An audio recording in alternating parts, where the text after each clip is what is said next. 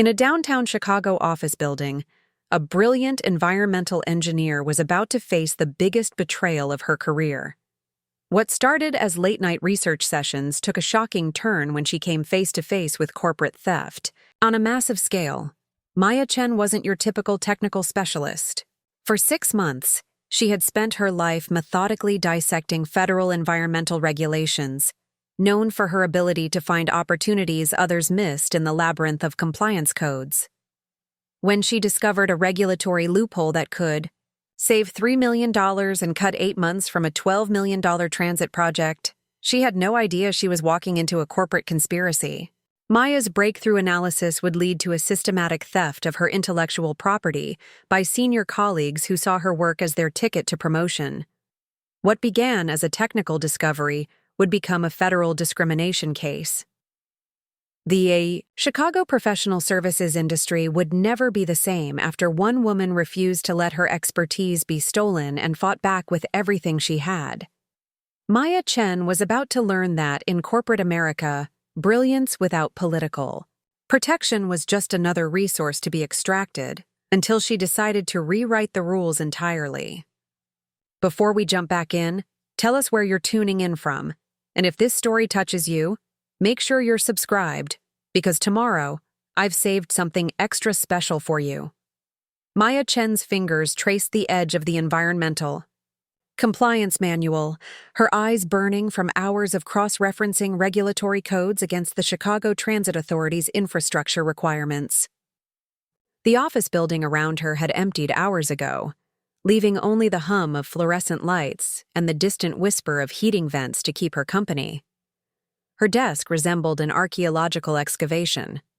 Layers of government specifications, contractor proposals, and technical blueprints forming sedimentary strata of 6 months' relentless work. The $12 million contract opportunity had landed on their team's desk like a meteor, and while her colleagues had spent the first few weeks in meetings discussing strategic approaches and stakeholder alignment, Maya had done what she always did. She had gotten to work. Really gotten to work. Her engineering background served her well in moments like these. Where others saw overwhelming complexity, Maya saw systems that could be understood, problems that could be solved through methodical analysis. The CTA wanted to modernize their aging rail infrastructure while minimizing environmental impact and staying within budget constraints that seemed impossible at first glance. But Maya had learned that impossible was often just another word for not yet understood. She pulled up the EPA's latest environmental compliance guidelines on her laptop, cross-referencing them with the Illinois Department of Transportation's permitting timeline. Something had been nagging at her for weeks, a disconnect between the federal requirements and the state implementation schedule that nobody else seemed to notice. Her colleagues treated regulatory compliance as a necessary evil, a box to check, rather than a puzzle to solve. That's when she saw it. The Environmental Protection Agency had updated their wetland mitigation requirements in March, but the implementation wouldn't be mandatory until the following fiscal year. However, projects that voluntarily adopted the new standards early would receive expedited permitting. Maya's pulse quickened as she pulled up the project timeline. If they restructured the environmental assessment to meet the March standards, instead of the current ones, they could shave 8 months off the permitting process. 8 months. In a project of this scale, that translated to nearly $3 million in cost savings. Maya leaned back in her chair, the leather creaking, in the quiet office. She had found it, the competitive edge that would make their proposal irresistible. But more than that, she had found an elegant solution that others would overlook because they hadn't done the deep work, hadn't spent the time to truly understand the regulatory landscape. Her phone buzzed. A text from her mother. Working late. Again? Remember to eat something. Maya glanced at the cold coffee beside her keyboard and realized she hadn't eaten since lunch. Her mother's words carried the weight of years of gentle concern. The worry of a first-generation immigrant who had sacrificed everything so her daughter could have opportunities she never had. Maya's parents had worked double shifts at the factory, so she could focus on her studies. had celebrated every academic achievement like a personal victory. They understood hard work, but they had never quite grasped the politics of corporate America. The unspoken rules about networking and self-promotion that seemed to matter as much as actual competence. She picked up her phone to call Tom Jacobson, the CTA engineer she'd been cultivating a relationship with over the past few months. Tom was old school, the kind of engineer who valued substance over style, who respected people who did their homework. Maya had learned early that the real decisions weren't made in boardrooms. They were made by people like Tom, who understood the technical challenges and appreciated when someone spoke their language. "Maya, it's past 10 o'clock, Tom's voice carried a note of surprise. "I know, I'm sorry to call so late, but I think I found something important." Maya's voice carried the controlled excitement of discovery. The new EPA wetland standards, if we adopt them voluntarily, we can accelerate the entire permitting timeline. There was a pause. Maya could hear Tom flipping through papers. "The March updates? Most firms won't touch those until they're mandatory. Too much risk." "That's exactly why we should. Everyone else will bid based on the old timeline. If we can demonstrate compliance with the new standards up front, we eliminate the biggest uncertainty in the project." Tom's voice warmed with interest. "Walk me through it." For the next 20 minutes, Maya outlined her analysis, referencing specific code sections and permit requirements. This was her element, the place where preparation met opportunity, where months of methodical work transformed into strategic advantage. Tom asked technical questions that would have stumped most of her colleagues, but Maya answered each one, with the confidence of someone who had done the work. "Maya," Tom said finally, "this changes everything. If you can document this properly, you're not just winning this contract, you're revolutionizing how we approach environmental compliance." After hanging up, Maya felt the familiar satisfaction of a problem solved, a puzzle completed. But as she looked around the empty office, she also felt the familiar isolation that came with being the one who stayed late, who dug deep, who did the work that others found too tedious or complex. She was printing out her analysis when she heard footsteps in the hallway. Derek Martinez appeared in her doorway, his expensive suit somehow still crisp despite the late hour. Her team supervisor had a talent for looking polished under any circumstances, a skill Maya had never quite mastered. "Maya, I saw your light on from the elevator." Derek's smile was warm, but his eyes swept across her desk, taking inventory of the documents spread across every surface. "Still grinding away on the CTA project?" "Just finished a breakthrough on the environmental compliance strategy," Maya said, unable to keep a note of pride from her voice. "I think we found our competitive edge." Derek stepped into her office, his presence somehow making the small space feel even more cramped. "That's fantastic. You know, I've been meaning to check in with you more regularly on this project. I know you've been carrying a heavy load." Maya felt a flicker of warmth at the acknowledgement. Derek was charismatic in a way she envied, the kind of person who could work a room, who understood the subtle social dynamics that seemed to elude her. His MBA from Northwestern and his family connections had opened doors that Maya's state school engineering degree never could. But right now, he seemed genuinely interested in her work. "The regulatory landscape is more complex than most people realize," Maya said, gesturing to the stacks of documents. "But I think I've mapped out a path that could save the client millions, while actually improving environmental outcomes." Derek nodded, his expression serious. "That's exactly the kind of innovative thinking that wins these big contracts. Mind if I take a look?" Maya hesitated for a moment. Derek was her supervisor and sharing work was normal, but something in his posture, the way his eyes had immediately gone to her documents, triggered an instinct she couldn't quite name.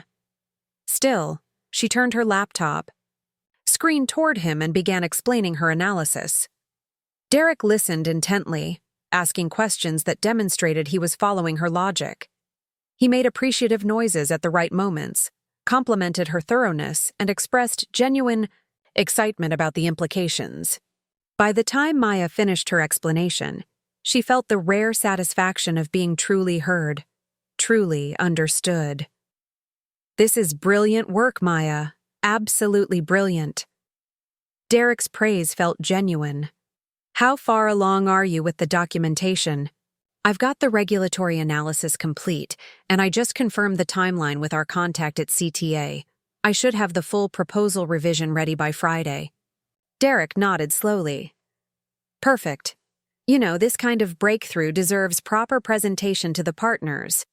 I think we should set up a team meeting tomorrow to review your findings. Make sure everyone understands the implications." Maya felt a flutter of anxiety. She preferred to let her work speak for itself, but she recognized that Derek was right.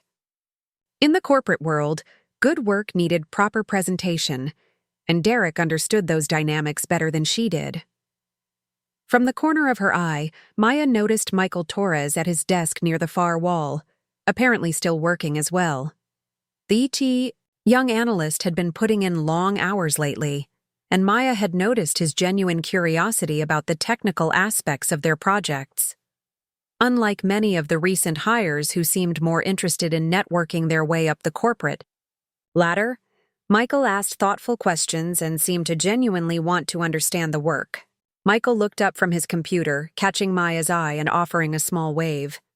There was something in his expression, admiration mixed with concern, that made Maya wonder how long he'd been listening to her conversation with Derek. "Well," Derek said, straightening his jacket, "I should let you get home. Outstanding work, Maya. Really outstanding. This could be the breakthrough that transforms our entire practice." As Derek's footsteps faded down the hallway, Maya felt a complex mix of emotions. Pride in her discovery, satisfaction at Derek's recognition, but also a nagging unease she couldn't quite identify. She had been working alone on this project for 6 months, but suddenly everyone seemed very interested in her breakthrough. She glanced over at Michael, who was packing up his laptop. Their eyes met, and he approached her desk with the careful manner of someone choosing his words carefully. "That was impressive," Michael said quietly. "The environmental compliance angle. I wouldn't have thought to look at it from that direction." "Thanks," Maya said, feeling the need to clarify. "It's really just about understanding the regulations deeply enough to see the opportunities others miss." Michael nodded, but his expression remained serious. "Maya, be careful with that research. Make sure you keep copies of everything." Before Maya could ask what he meant, Michael had gathered his things and headed for the elevator, leaving Maya alone with her breakthrough and a growing sense that the game was about to change in ways she didn't yet understand. The silence of the empty office settled around her once again. But now it felt different. Where before it had been the comfortable quiet of focused work, now it carried an edge of uncertainty. Maya looked at her documents, her months of careful research and analysis spread across the desk like a map of territory she had explored alone. Tomorrow, that territory would no longer be hers alone. Tomorrow, her discovery would become part of the team's collective effort, subject to the corporate dynamics she had always tried to avoid. Maya gathered her papers with the methodical care that characterized everything she did, but for the first time in months, she felt like she was preparing for a battle rather than simply doing her job. The next morning arrived with the kind of crisp autumn clarity that made Chicago's skyline look deceptively manageable from Maya's apartment window. She had slept fitfully, her mind cycling through regulatory codes and permit timelines, but also replaying Michael's parting words. "Be careful with that research." Maya arrived at the office 30 minutes earlier than usual, which put her at her desk by 7:15. The building still carried the hushed quality of early morning, with only the security guard and a few dedicated souls from the accounting department sharing the elevator. She used the quiet time to organize her findings into a presentation format, creating backup copies on her personal drive, Michael's warning echoing in her mind. By 8:30, the office had filled with its usual morning energy. Maya watched through her office window as her colleagues settled into their routines.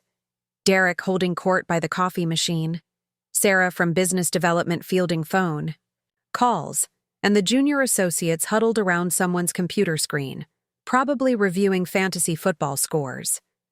Maya's phone rang at exactly 9 o'clock. "Maya, could you come to conference room B? We're ready to review your findings." Derek's voice carried the crisp efficiency of someone with a packed schedule. Maya gathered her laptop and the carefully organized folders containing 6 months of research. As she walked down the hallway, she noticed an unusual number of people gravitating toward the conference room.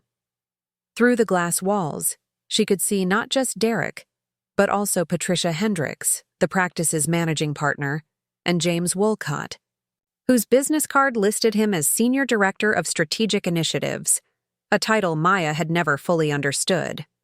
Michael Torres was conspicuously absent. "Maya!" Patricia's smile was warm but calculating. "Derek tells me you've made a significant breakthrough on the CTA project." Maya felt the familiar tightness in her chest that accompanied high-stakes meetings. Patricia Hendricks was a legend in the industry, a woman who had built her reputation on landing impossible contracts and navigating complex regulatory environments. Her presence meant Maya's discovery had already reached the highest levels of the firm. "I believe I've identified an opportunity that could significantly accelerate the project timeline," Maya said, settling into a chair and opening her laptop. "The key is understanding how the new EPA wetland standards interact with the state permitting process." For the next 20 minutes, Maya walked through her analysis with the same methodical precision she had used with Tom Jacobson the night before. She explained the regulatory gaps, demonstrated the timeline advantages, and quantified the cost savings. Her audience listened intently, asking technical questions that Maya answered with confidence born from months of deep research. "This is exactly the kind of innovative thinking that sets us apart," Patricia said when Maya finished. "James, what's your read on the implementation complexity?" James Wolcott leaned forward, his silver hair and expensive watch marking him as someone accustomed to being the smartest person in the room. "The regulatory risk is manageable if we frame it correctly. The bigger question is how we position this insight in the proposal. We need to make sure the client understands not just the cost savings, but the strategic advantage of working with a firm that sees opportunities others miss." Maya felt a flicker of unease. The conversation had shifted from the technical merits of her discovery to how it could be packaged and marketed. She understood the business reality, but something about the tone felt different from what she had expected. "Maya," Derek said, "I'd like you to work with James this week to develop the client presentation. Your technical analysis is solid, but we need to translate it into language that resonates with the CTA's decision-makers." "Of course," Maya said, though she noticed that no one had asked about her existing relationship with Tom Jacobson or her understanding of the client's technical priorities. Patricia stood, signaling the meeting's end. "Excellent work, Maya. This could be the breakthrough that establishes us as the premier environmental compliance firm in the Midwest.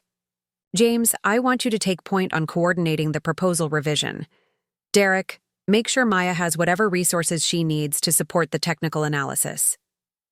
As the room emptied, Maya found herself walking back to her office with a strange sensation. Her discovery had been praised, her work had been recognized, and she was being included in the high-level strategy discussions she had always been excluded from.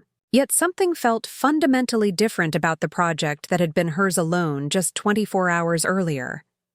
Back at her desk, Maya found Michael Torres waiting with 2 cups of coffee and an expression that suggested he had something important to say. "How did the meeting go?" Michael asked, handing her one of the cups. "Good, I think. Patricia wants to fast-track the proposal revision." Maya accepted the coffee gratefully, realizing she had been too nervous to grab her usual morning caffeine. Michael glanced around the office, then lowered his voice. "Maya, I need to tell you something. Last night, after you and Derek finished talking, I saw him making copies at the printer. a lot of copies.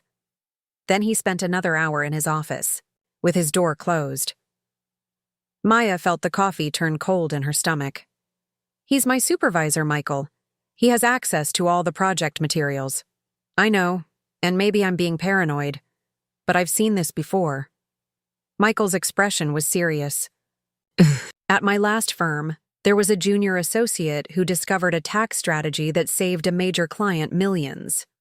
The partner took credit for the insight, and the associate never got promoted.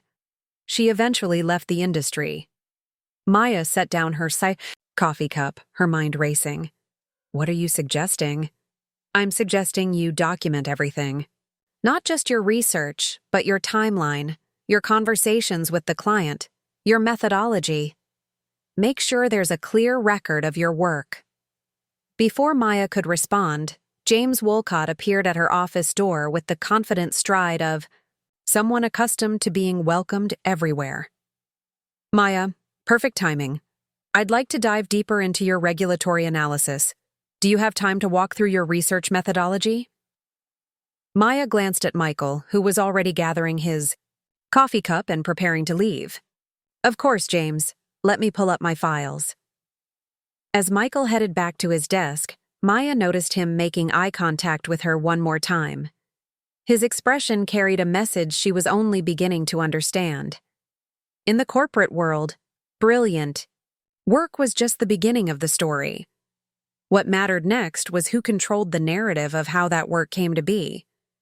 James settled into the chair across from Maya's desk, his notebook open and his attention focused with the intensity of someone who understood that knowledge was power, and power was something worth acquiring by any means necessary. Now, James said, his smile warm and encouraging, tell me everything about how you developed this breakthrough. I want to understand your process from the very beginning. Maya spent the next hour walking James through her methodology with the same thoroughness she had shown Derek the night before. But where Derek had seemed genuinely interested in understanding her work, James approached it like an archaeologist examining artifacts, cataloging every source, every connection, every logical leap that had led to her breakthrough. Fascinating, James said, making notes in his precise handwriting. So the key insight came from cross-referencing the EPA's March updates with the Illinois DOT implementation schedule.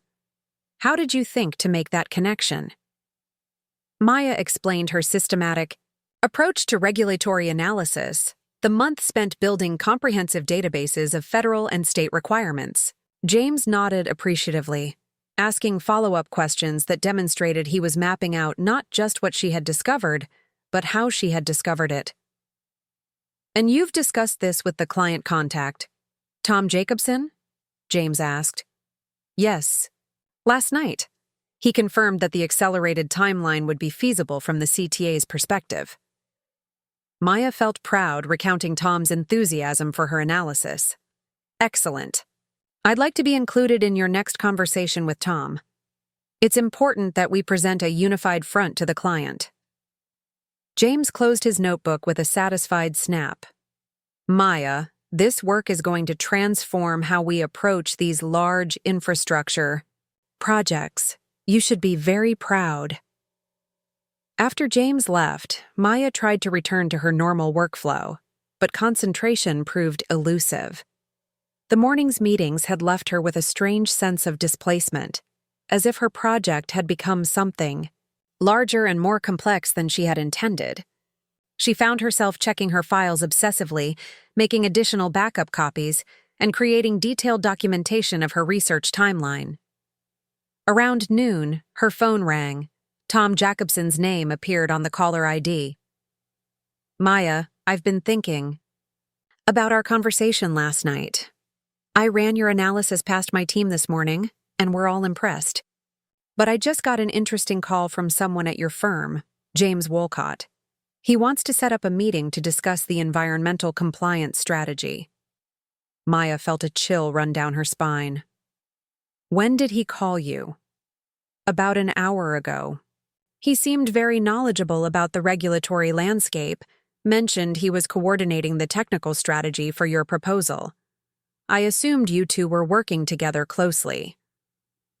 Maya forced her voice to remain steady. Of course. James is our senior director. I'm sure he wants to ensure we're presenting the most comprehensive approach to the CTA. Good to know. He suggested we meet Thursday afternoon to review the proposal framework. Will you be joining us? I'll check my schedule and get back to you, Maya said, realizing she had no idea whether she would be included in a meeting about her own discovery. After hanging up, Maya sat staring at her computer screen, watching the cursor blink in the empty document where she had been, trying to work on other projects. The familiar comfort of her office suddenly felt fragile, as if the walls might shift when she wasn't looking. She was still contemplating this unsettling sensation when Sarah Martinez from Business Development appeared at her door. Sarah was one of the few people in the office who had always treated Maya as a peer, rather than just another technical resource. Maya, do you have a minute? I wanted to talk to you about something I heard in the partners meeting this morning. Maya gestured for Sarah to close the door and take a seat. Sarah's expression was troubled, the look of someone who had witnessed something she didn't like but wasn't sure how to address. Patricia mentioned your breakthrough on the CTA project. She was very complimentary about the work. Sarah paused, choosing her words carefully. But the way she discussed it? Maya, she seemed to think this was a team effort led by James, with you providing technical support. Maya felt the blood drain from her face. What exactly did she say? She praised the collaborative approach and mentioned how James had identified the regulatory opportunity and was working with you to develop the technical implementation. Maya, I know this project. I've seen you working on it alone for months. That's not collaboration. That's you doing the work and someone else taking credit. The words hung in the air between them like an accusation neither of them wanted to voice directly. Maya thought about James's detailed questions, his careful note-taking, his sudden interest in meeting with Tom Jacobson. What should I do? Maya asked, hating how small her voice sounded. Sarah leaned forward, her expression fierce. Document? Everything. Every email, every conversation, every piece of research. Create a timeline that proves this work was yours from the beginning. And Maya, be strategic about how you handle this. If you confront James or Derek directly without proof, it becomes your word against theirs, and they have more political capital than you do. After Sarah left, Maya spent the rest of the afternoon creating what she privately called her insurance policy, a comprehensive record of her work on the CTA project. She documented every research session, every breakthrough, every client conversation. She saved copies of her early drafts, her regulatory databases, her correspondence with Tom Jacobson. By 5 o'clock, she had assembled a 47-page timeline that told the story of 6 months of methodical, solitary work. As she was preparing to leave for the day, Maya noticed Michael Torres still at his desk. The office had largely emptied, but Michael seemed to be waiting for something. When their eyes met, he made a subtle gesture toward the conference room. Maya found him there 5 minutes later, pacing by the windows that overlooked the Chicago River. I've been thinking about our conversation this morning, Michael said without preamble. And I think you need to know something else. My friend Jennifer in IT mentioned that James requested access to your project files this afternoon. Full archive access, including deleted documents and email threads. Maya felt the floor shift beneath her feet. Can he do that? As a senior director, he has broad access to project materials. But Maya, he's not just reviewing your work, he's studying it, learning it, mapping out every aspect of your discovery so thoroughly that he could present it as if he had developed it himself. The implications crystallized in Maya's mind with devastating clarity. James wasn't trying to understand her work to collaborate with her. He was trying to understand it well enough to replace her in the narrative of its creation. "There's something else," Michael continued. "I overheard Derek on a phone call earlier. He was talking to someone about restructuring the CTA team and mentioned that Maya's technical contributions would be properly integrated into the broader strategic framework. The way he said it, Maya, I don't think you're going to be leading this proposal much longer." Maya walked to the window, looking out at the city lights beginning to flicker on in the gathering dusk.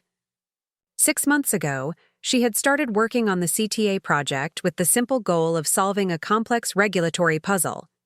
She had approached it the way she approached everything, with methodical thoroughness and quiet determination. She had never imagined that her discovery would become the center of a corporate chess game she didn't know how to play. "What would you do?" Maya asked. Michael joined her at the window. "I'd fight, but I'd be smart about how I did it. Maya, you're the only person who truly understands this regulatory strategy. Without you, they're selling an idea they can't actually implement. That's your leverage, but only if you use it correctly." As Maya left the office that evening, she carried with her not just her laptop and her carefully documented files, but also the weight of a decision she had never expected to face. Tomorrow she would have to choose between the quiet competence that had always served her well and the kind of strategic thinking that corporate survival demanded. Preparing and narrating this story took us a lot of time, so if you are enjoying it, subscribe to our channel. It means a lot to us. Now, back to the story. The game had changed, and Maya Chen was about to discover whether 6 months of brilliant work was enough to win a battle she had never wanted to fight. Maya arrived at the office Thursday morning with the heightened awareness of someone who had spent the night strategizing instead of sleeping. She had crafted a plan that felt both necessary and completely foreign to her nature. A calculated approach to protecting work that should have been protected by its own merit. Her first move was to email Tom Jacobson directly, requesting a brief one-on-one call before his scheduled meeting with James. She framed it as a technical clarification session, the kind of detailed follow-up that clients expected from thorough consultants. Tom agreed immediately, his response carrying the warmth of someone who appreciated working with people who sweated the details. At 10 a.m., Maya closed her office door and dialed Tom's direct line. "Maya, good to hear from you. I was just reviewing your regulatory analysis again. Brilliant work. I've got to ask, though, how did you spot the connection between the EPA updates and our timeline?" "My team has been wrestling with this permitting process for months." Maya felt a surge of confidence. This was her territory, the technical landscape she had mapped with painstaking care. It came from building comprehensive databases of both federal and state requirements, then looking for temporal overlaps where voluntary early adoption could create advantages. Most firms treat compliance as a checklist, but I approach it as an interconnected system. That's exactly what impressed us. When James called yesterday, he seemed knowledgeable about the regulatory framework, but something felt different, less granular. Is he the lead on the technical implementation? Maya's pulse quickened. This was the opening she needed. "Tom, I want to be completely transparent with you about our team structure. I've been the sole researcher on the environmental compliance strategy for the past 6 months. James is coordinating the business development side, but the technical analysis, all of it, that's been my work." There was a pause. Maya could hear Tom's chair creaking, the sound of someone leaning back to process new information. "Maya, I appreciate your honesty. And frankly, that aligns with what I suspected. When James and I spoke yesterday, his knowledge seemed acquired, like someone who had studied the topic rather than discovered it. I've been in this business for 23 years, and I can usually tell the difference." Maya felt a wave of relief mixed with vindication. "I wanted you to know before this afternoon's meeting, whatever happens with our proposal structure, I'm the person who will be implementing the technical strategy." "Good to know. Maya, Between you and me, the CTA values authenticity. We're not impressed by polished presentations if they don't reflect real understanding. Your analysis yesterday showed genuine insight. Don't let anyone diminish that. After hanging up, Maya felt steadier than she had in days. Tom's validation reminded her that technical competence still mattered, even in a world of corporate politics. But her confidence was short-lived. At 11:30, Derek appeared at her office door with an expression she had never seen before. Friendly, but somehow distant, like someone delivering news they didn't want to deliver. "Maya, we need to talk about the CTA proposal structure. Can you come to my office?" Derek's office was larger than Maya's, with windows facing south and a conference table that suggested someone accustomed to hosting meetings rather than attending. Them. He gestured for Maya to sit across from his desk, a positioning that felt uncomfortably formal. "Maya, your work on the environmental compliance strategy has been exceptional, truly exceptional. But as we move into the final proposal phase, Patricia and I have decided to restructure the team to better leverage our senior expertise." Maya felt her carefully constructed composure beginning to crack. "What does that mean specifically?" "James will be taking the lead on client presentations and strategic positioning. You'll continue as the technical specialist, of course, but we need someone with James's experience managing the client relationship at this level. The CTA contract is worth $12 million, Maya. It requires a certain gravitas in the presentation." The word gravitas hung in the air like an indictment. Maya understood its subtext.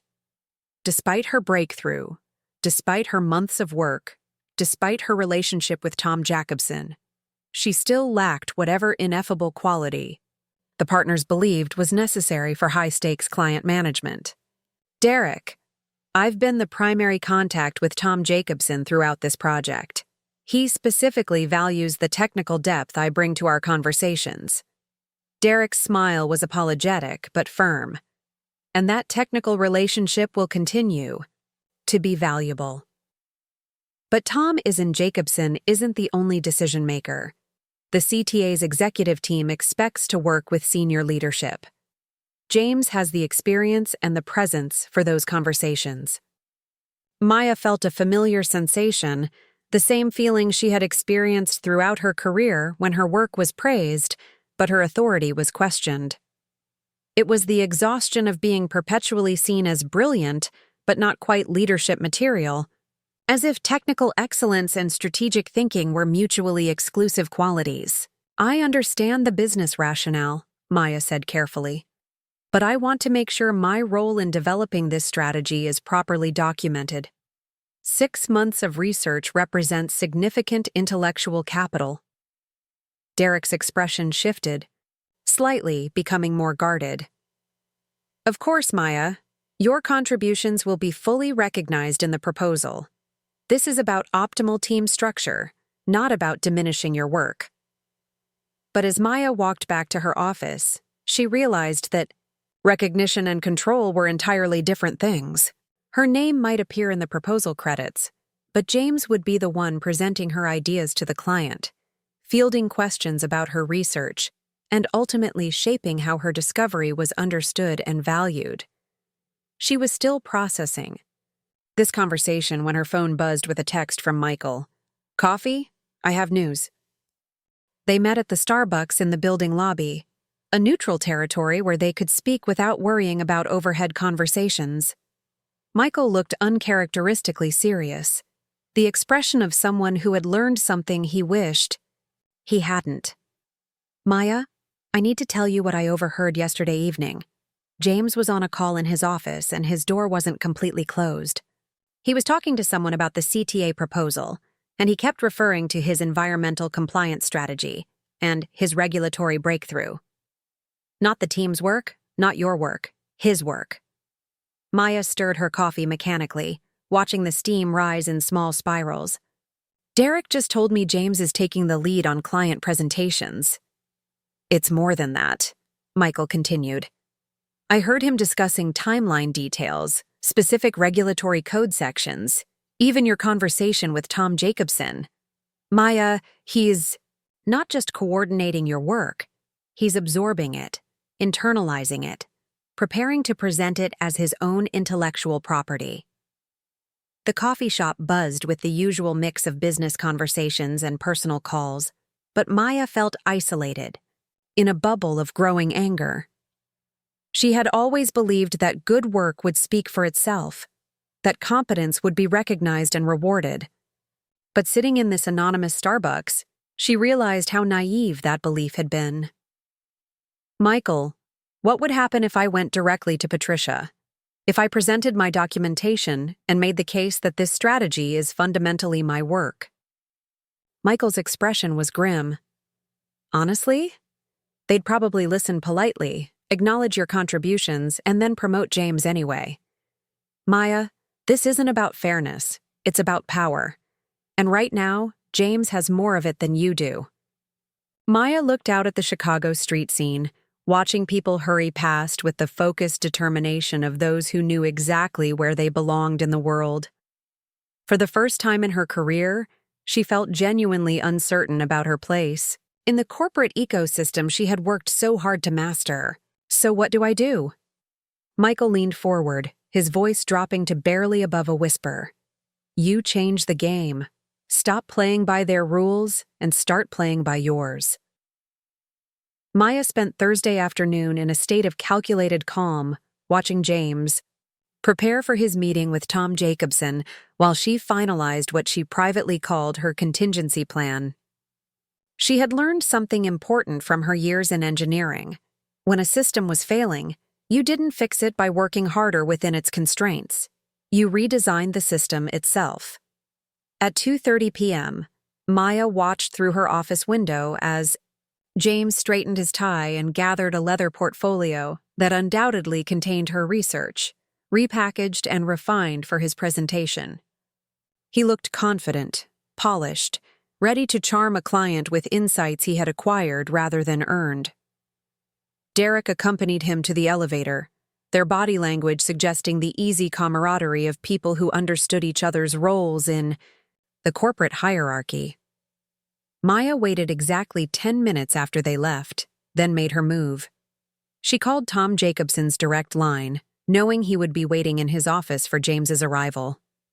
Tom, it's Maya. I know James is on his way over, but I wanted to give you a heads up about something important. The environmental compliance strategy we've been discussing. There's a technical implementation detail that's crucial to the timeline. We promised, and I'm not sure James has the regulatory background to address it if questions come up. Tom's voice carried a note of concern. What kind of detail? The EPA's March updates include a specific provision about wetland mitigation, banking that requires pre-approval from 3 separate agencies. If that sequencing isn't handled correctly, the accelerated timeline disappears. It's the kind of technical landmine that only becomes apparent when you've actually worked with these regulations. Maya, I appreciate the warning. To be honest, I was hoping you'd be in this meeting. Your understanding of the regulatory landscape is exactly what we need for a project this complex. Maya took a deep breath. Tom, can I ask you something directly? If you had to choose between working with someone who discovered this strategy and someone who's presenting it, which would give you more confidence in successful implementation? There was a long pause. Maya could hear Tom's fingers tapping on his desk, the sound of someone thinking through implications. Maya, are you telling me that James didn't develop this environmental compliance approach? I'm telling you that I spent 6 months building the regulatory databases, identifying the compliance opportunities, and developing the implementation methodology. James has been involved for exactly 3 days. Tom's voice sharpened. I see. Maya, I think there might be some confusion about your team structure. When James called to set up this meeting, he presented himself as the lead strategist on environmental compliance. Maya felt a surge of anger mixed with vindication. Tom, would it be possible for you to ask James some specific technical questions about the Section 404 permit requirements or the differences between EPA Regions 5 and 7 implementation standards? The answers will tell you everything you need to know about who actually developed this strategy. After hanging up, Maya sat back in her chair, feeling simultaneously empowered and terrified. She had just deliberately undermined her supervisor's meeting with the client, a career-limiting move by any conventional measure. But conventional measures had failed to protect work that should have been protected by its own merit. Her phone rang 15 minutes later. Tom Jacobson's name on the caller ID. Maya, I just had a very interesting conversation with James. He's clearly intelligent and well-prepared, but when I asked him about the technical implementation details you mentioned, his answers were generic, like someone who had studied the topic but never actually worked with it. Maya felt her heart racing. What did he say? He talked about leveraging our technical expertise and coordinating with regulatory specialists. But Maya, when I asked him specifically about wetland mitigation banking procedures, he couldn't give me a straight answer. He kept deflecting to broader strategic concepts. Maya closed her eyes, feeling the weight of a decision that would define the rest of her career. Tom, what if I told you there was a way to ensure the CTA got the technical expertise that actually developed this strategy, rather than just the people who are presenting it? I'd say I'm listening. Maya opened her laptop and pulled up a document she had prepared but hoped she wouldn't need to use. What if I offered to work directly with the CTA as an independent consultant on environmental compliance, while your primary contractor handles the broader infrastructure development? You'd get the specialized expertise you need without disrupting your existing vendor relationships. The silence stretched long enough that Maya wondered if she had miscalculated catastrophically. Then Tom's voice came back, thoughtful and intrigued. Maya, that's actually brilliant. We've been struggling with how to integrate specialized environmental expertise into our standard contracting processes. A focused consulting arrangement would give us exactly what we need. I have 6 months of research ready to implement, established relationships with the key regulatory agencies, and a track record of identifying opportunities that others miss. Tom, I can deliver everything I promised, but I can deliver it directly to you. What about your current firm? Maya looked around her office, at the stacks of regulations and technical manuals that had defined her professional life for the past 3 years. That's something I'll need to figure out. But Tom, the intellectual property behind this environmental strategy, all of it, belongs to me. I developed it on my own time, using publicly available regulatory information, building relationships with contacts I cultivated independently. It wasn't entirely true. Some of her research had been conducted on company time, using company resources. But the core insights, the breakthrough connections, the months of methodical analysis, those had happened during late nights and weekends, driven by her own curiosity and determination. Maya, I need to be clear about something. If you're serious about this, you need to understand that the CTA doesn't make these decisions lightly. We'd need to see a formal proposal, references, proof of capability. This isn't just about your technical knowledge. It's about your ability to manage a complex project independently. Maya felt a flutter of uncertainty. Managing complex projects was exactly what she had been doing for 6 months, but always within the structure of her firm, always with the safety net of Derek's oversight and the company's reputation. Going independent meant accepting full responsibility for both success and failure. I understand, Tom, and I think I can provide everything you need, but I have a request. Can you give me until Monday to prepare a formal proposal? I need some time to reorganize my professional situation. Maya, I'll give you until Monday, but I have to ask, are you sure about this? You're talking about burning bridges with your current firm. That's not a decision you can undo. Maya looked out her office window at the Chicago skyline, at the city where she had built her career one careful step at a time. Tom was right. This decision would fundamentally alter her professional trajectory.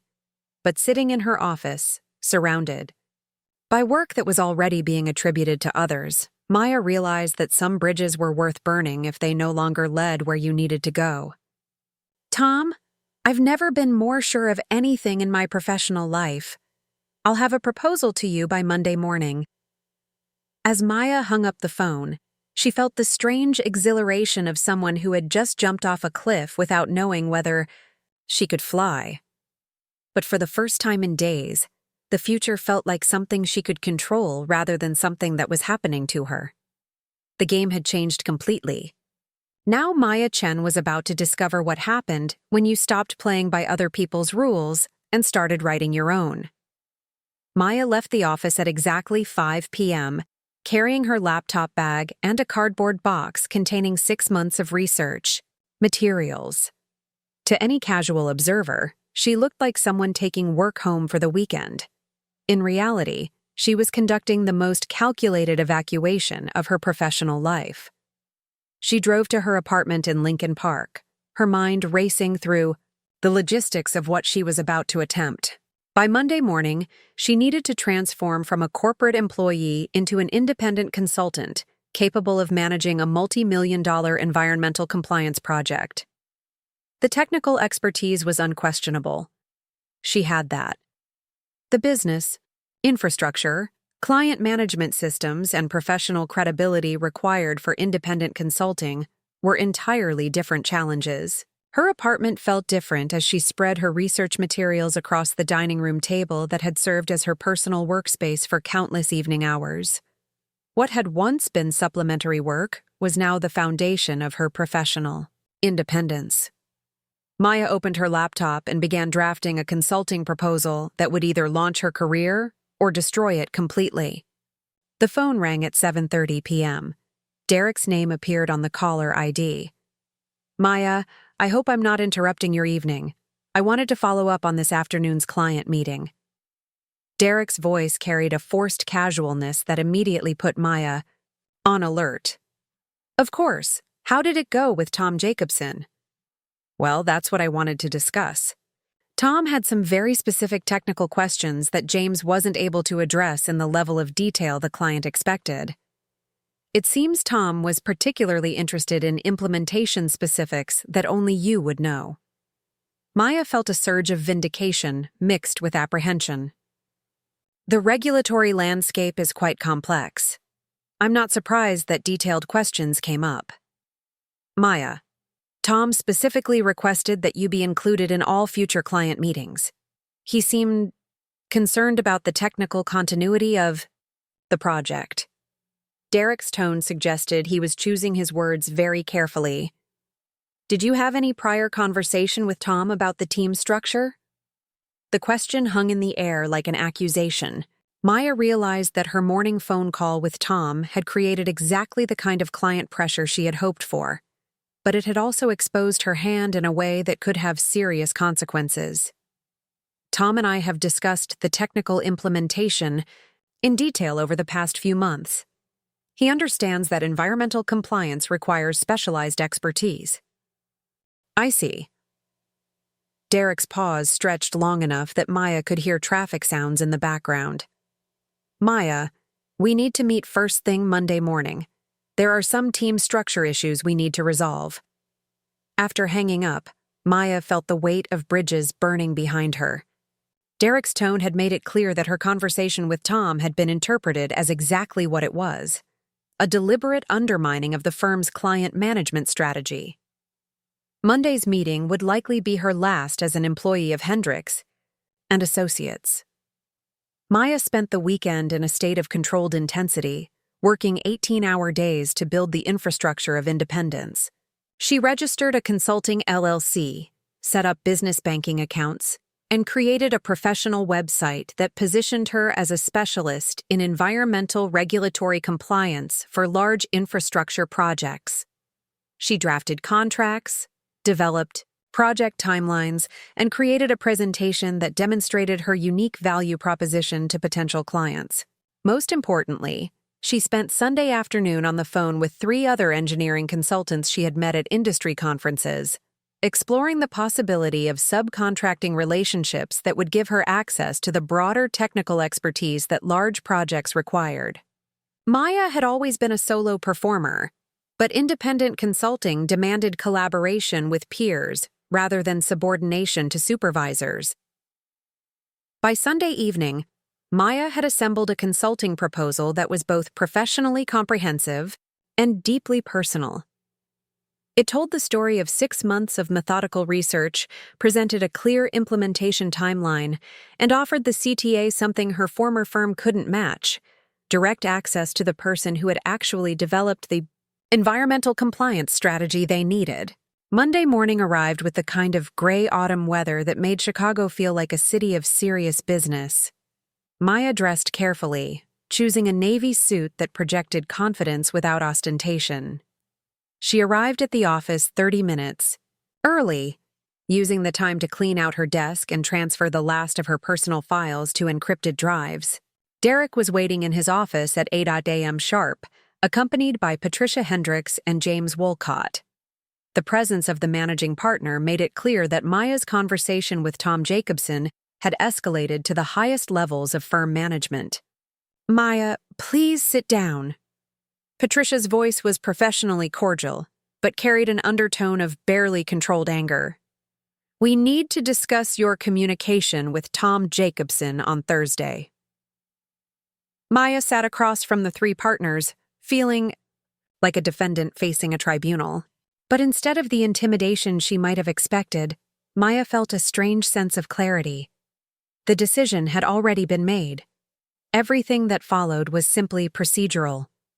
Tom called me with technical questions about the environmental compliance implementation, Maya said calmly. I provided the clarification he requested. James leaned forward, his expression more serious than Maya had ever seen it. "Maya, Tom told me directly that you had suggested the firm might not have adequate technical expertise to implement the strategy we're proposing. That kind of statement could jeopardize the entire contract." Maya met James's gaze steadily. "I told Tom the truth, that successful implementation requires deep understanding of the regulatory framework, and that understanding comes from the person who actually developed the compliance strategy." Patricia's eyes narrowed. "Maya, are you suggesting that James doesn't have the expertise to manage this client relationship?" "I'm stating that James has been involved in this project for less than a week, while I've been developing the environmental compliance approach for 6 months. Tom Jacobson understands the difference between acquired knowledge and original research." The room fell silent. Maya realized she had just articulated the accusation that everyone had been dancing around for days, that James was attempting to take credit for work he hadn't done. Derek finally spoke, his voice carrying the weariness of someone managing a situation that had spiraled beyond his control. "Maya, we appreciate your technical contributions to this project, but client management requires judgment about appropriate communication channels. Going directly to the client to undermine a colleague's presentation shows a serious lack of professional judgment." Maya felt the familiar frustration of being criticized for the very directness that made her effective. "Derek, I communicated directly with a client who had technical questions about work I had developed. If that threatens our proposal, perhaps the problem isn't my communication. Perhaps the problem is that we're proposing expertise we don't actually possess." Patricia stood abruptly, her movement sharp with decision. "Maya, I think it's clear that this situation has become untenable. We're going to need to discuss your future with the firm." Maya reached into her laptop bag and withdrew a printed letter she had prepared the night before. "Patricia, I think I can save us all some time." She placed her resignation letter on Derek's desk, watching as the 3 partners processed what they were seeing. "Effective immediately," Maya said, standing to match Patricia's posture. "I'll be consulting independently on environmental regulatory compliance. Tom Jacobson will receive my proposal this afternoon." The silence in the room was profound. Maya realized she had just executed the most decisive moment of her professional life, transforming from employee to competitor in the space of a single sentence. Patricia's voice, when it came, was cold with professional fury. Maya, I hope you understand the legal implications of what you're proposing. The work you developed on the CTA project belongs to this firm. Maya smiled for the first time in days. Actually, Patricia, I think you'll find that the intellectual property behind environmental regulatory analysis is quite difficult to claim as proprietary. But I'm sure your attorneys will explain the details. As Maya walked out of the conference room for the last time, carrying her box of research materials and her laptop bag, she felt the strange lightness of someone who had finally stopped pretending to be smaller than she actually was. The game hadn't just changed. Maya Chen had rewritten the rules entirely. Maya walked through the lobby of her former office building with the surreal awareness that she would never return as an employee. The security guard who had greeted her every morning for 3 years offered his usual friendly nod, unaware that he was witnessing the end of an era. Maya smiled back, realizing that some transitions happen so quietly that only the person experiencing them understands their magnitude. She sat in her car in the parking garage for several minutes, engine off, processing what had just occurred. In the space of 30 minutes, she had resigned from the only corporate job she had ever known, claimed ownership of work that might legally belong to her former employer, and committed to delivering a multi-million-dollar consulting project. As a solo practitioner, the logical part of her mind cataloged the risks with engineering precision, potential legal challenges, loss of steady income, the possibility of complete professional failure. But underneath the analysis was something she hadn't felt in years: the electric anticipation of controlling her own destiny. Maya's phone buzzed with a text from Michael Torres. "Heard you resigned. Coffee later? I have information you need." Maya drove to her apartment, where she spent the next 2 hours refining her consulting proposal for the CTA.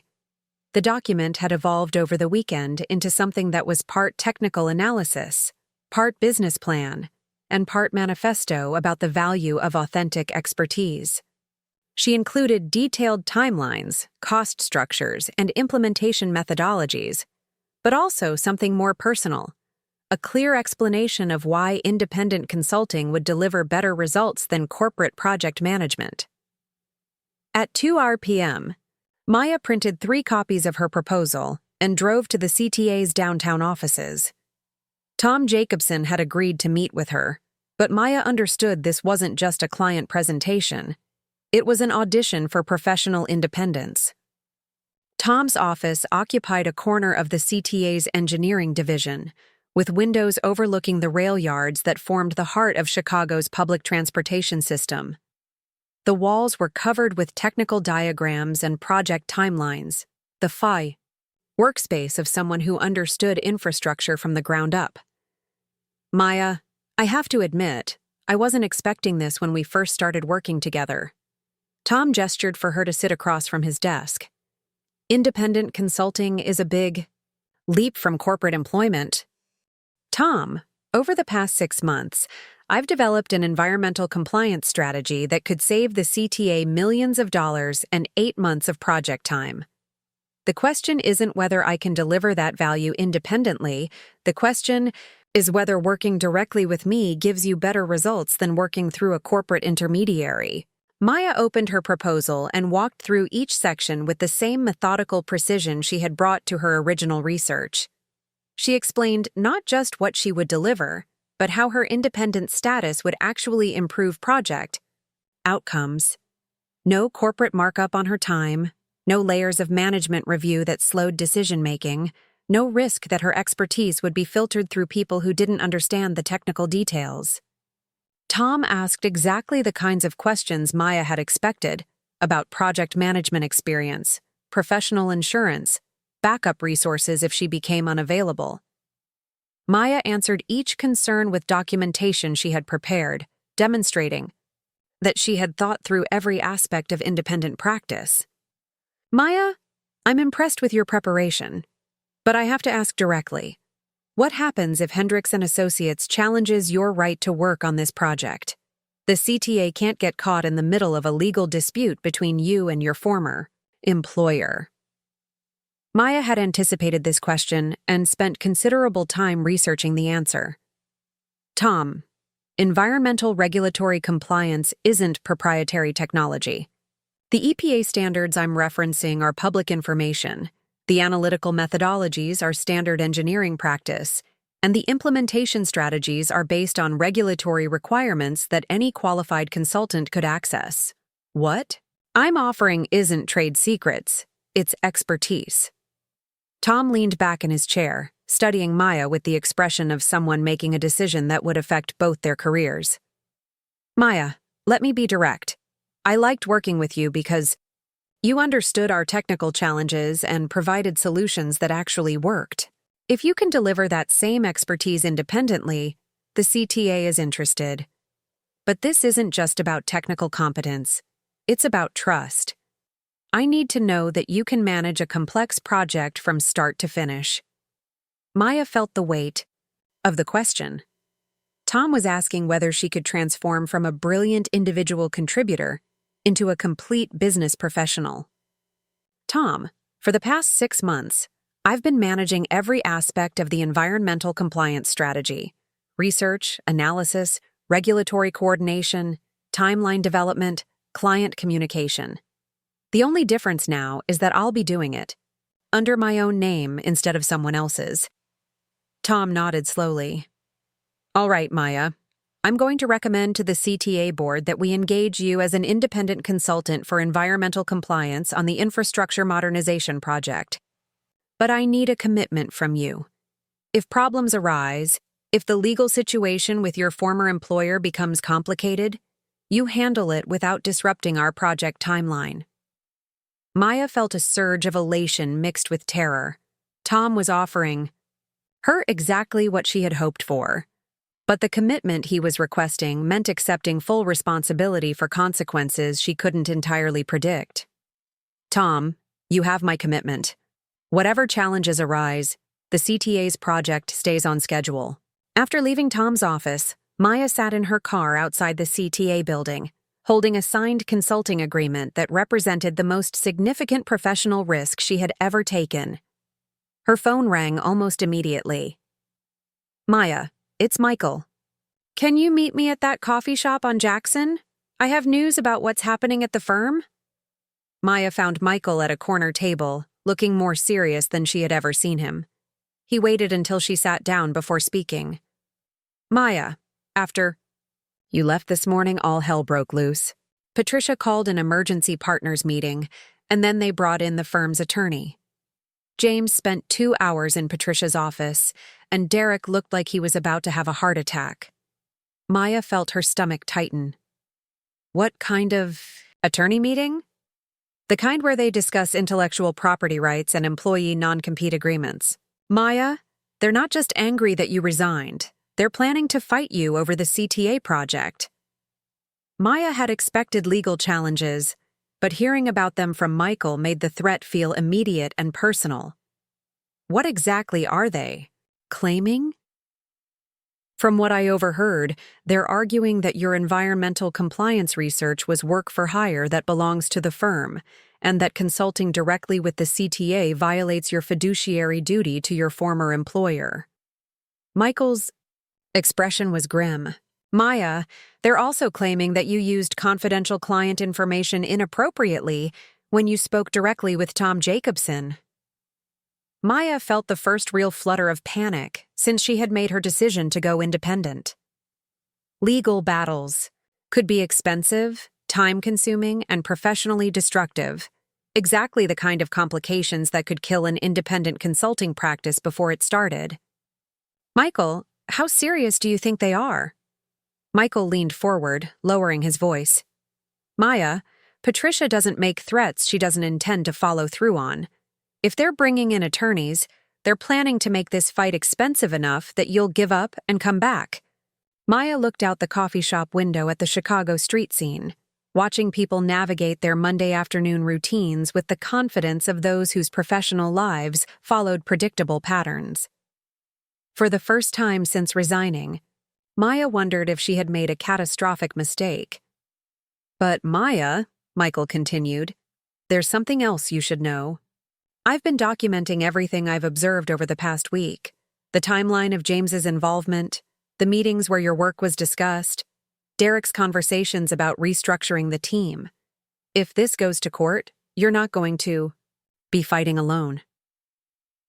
Maya felt a wave of gratitude toward the young analyst who had chosen to support her when he had nothing to gain and potentially much to lose. Michael, why are you willing to get involved in this? Michael's expression was resolute. Because what they're doing to you is wrong.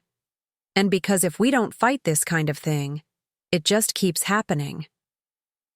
As Maya drove home that evening, she realized that her decision to go independent had triggered consequences that extended far beyond her own career. She was about to discover whether expertise and integrity were powerful enough to overcome institutional advantages and legal intimidation.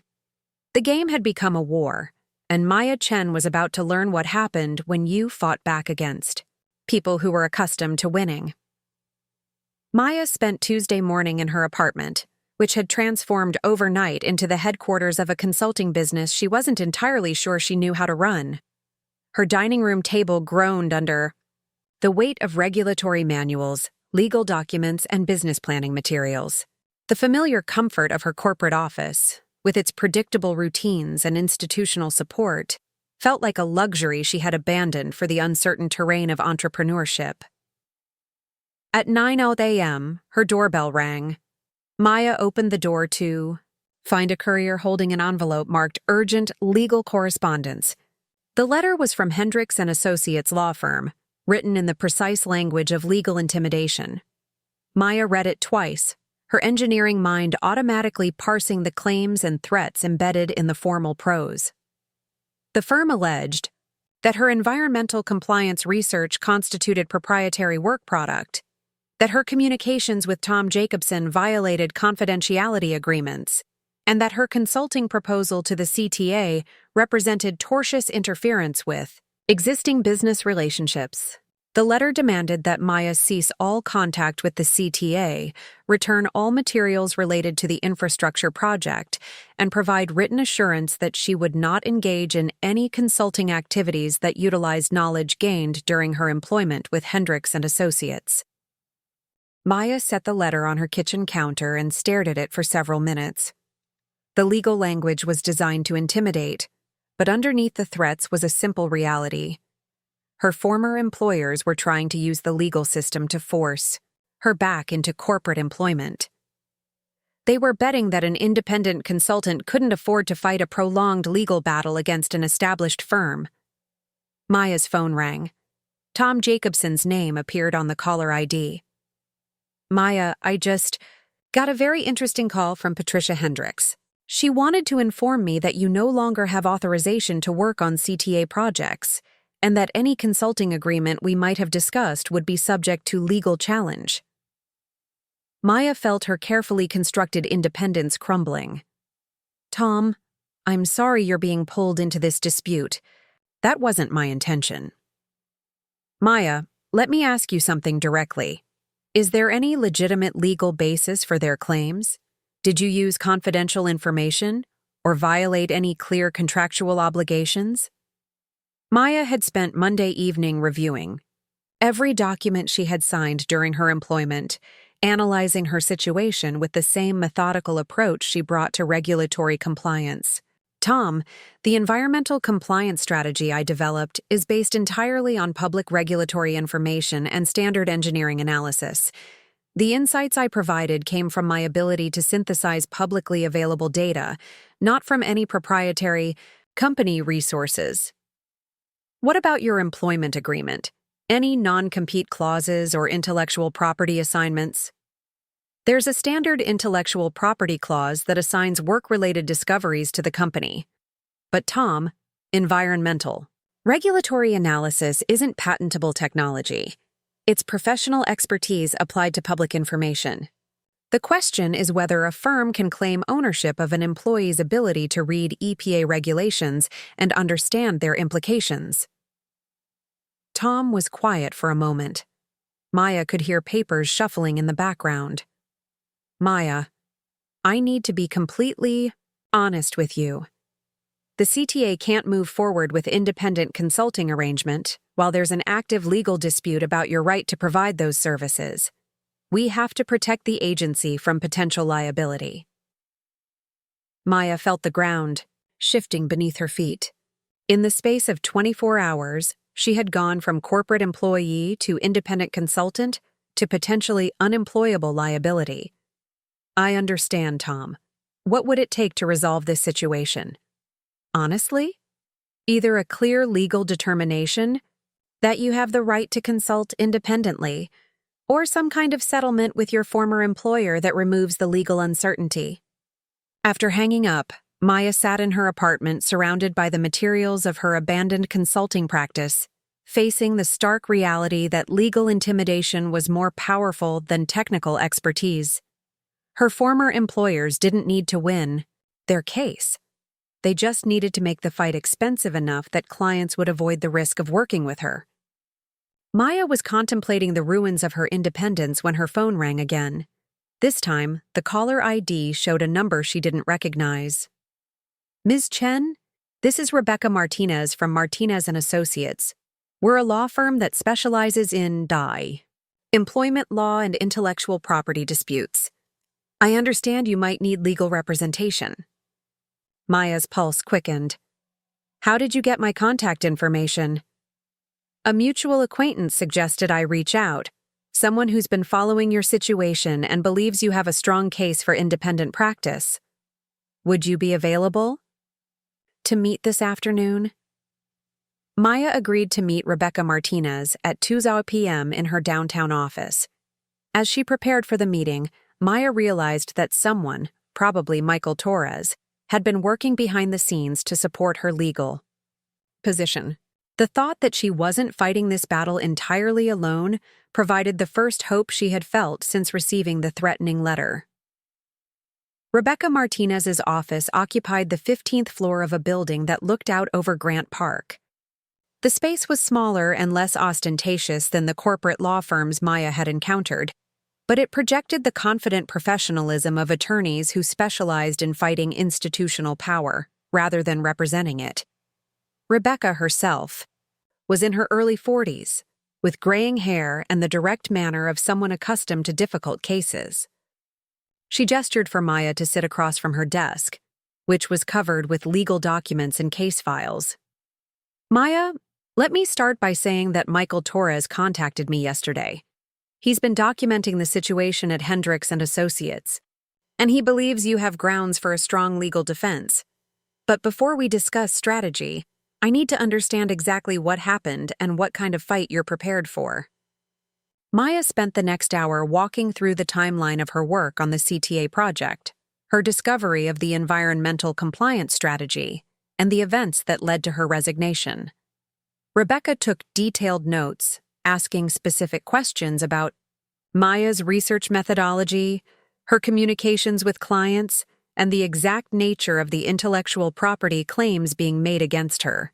Maya, based on what you've told me, I think Hendricks & Associates is overreaching significantly.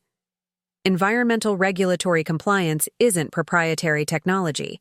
It's professional expertise applied to public information. The fact that you developed insights while employed doesn't automatically make those insights company property, especially when they're based on publicly available regulatory standards. Maya felt a surge of hope. So, you think I have the right to consult independently? I think you have a strong case, but I want to be clear about what that means. Strong cases still require time, money, and willingness to endure a legal fight that could last months. Your former employers are betting that you don't have the resources for a prolonged battle. Maya had been afraid of exactly this calculation. What would a legal defense cost? Rebecca leaned back in her chair, studying Maya with the expression of an attorney making a strategic assessment. Maya, that depends on how aggressive Hendricks & Associates wants to be. If they file for an injunction to prevent you from consulting, we're looking at emergency hearings and potentially months of discovery. Conservative estimate, $50,000 to $75,000. Maya felt the blood drain from her face. Her savings account contained enough money to support herself for maybe 6 months, certainly not enough to fund a major legal battle while building an independent consulting practice. However, Rebecca continued, there are other approaches we could consider. Michael Torres has been documenting what appears to be a pattern of intellectual property appropriation at your former firm. If we can demonstrate that James Wolcott systematically claimed credit for your work, we might be able to turn this into a case about employment law violations rather than just intellectual property disputes. Maya's mind raced through the implications. What kind of employment law violations? Potentially sex discrimination, if we can show that women's technical contributions are systematically undervalued or attributed to male colleagues. Potentially fraudulent misrepresentation, if the firm is claiming expertise they don't actually possess. Maya, if we can reframe this as a civil rights case rather than just an intellectual property dispute, the dynamics change significantly. Rebecca opened a file folder and pulled out several documents. Michael provided some interesting information about other employees at Hendricks & Associates. Apparently, you're not the first woman whose technical work has been integrated into broader strategic frameworks managed by male colleagues. Maya felt a mixture of vindication and sadness. Her experience hadn't been unique. It had been part of a systematic pattern of diminishing women's technical contributions. Rebecca, what would that kind of case look like? It would mean expanding beyond just your right to consult independently. We'd be challenging the entire culture of intellectual property appropriation at Hendricks & Associates, documenting how women's technical work is systematically devalued and claimed by male supervisors. It's a bigger fight, but it's also one that employment law organizations might support financially. Maya looked out Rebecca's office window at the Chicago skyline, thinking about all the other women who might be sitting in corporate offices. Right now, watching their work being attributed to others, accepting the diminishment as an inevitable part of professional life.